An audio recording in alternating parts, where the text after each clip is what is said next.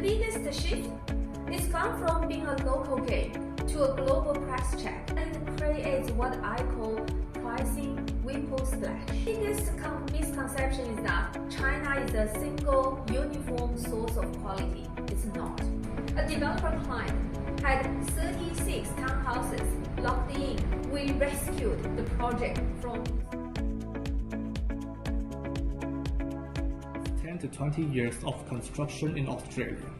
What do you think has changed the most in how projects are costed and delivered? And where does China-based sourcing actually change the game for a developer or builder?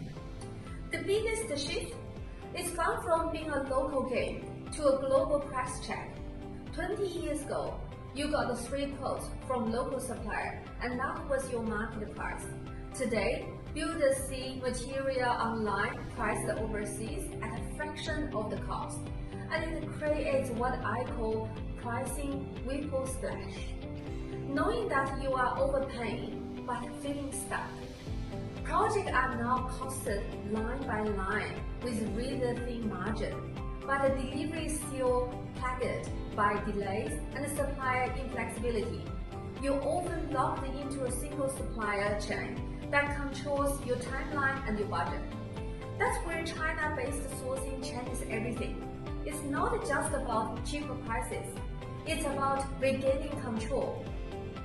We give builders a parallel supply chain that's competitive, reliable, and transparent. Suddenly, you're not begging for a discount from your sole local supplier. You are negotiating from strength because you have a real, vetted alternative. For developers doing multiple projects, this isn't a trick. It's a complete recalibration of your cost base. You are building in a buffer for the unexpected because your core material savings have already secured your profit.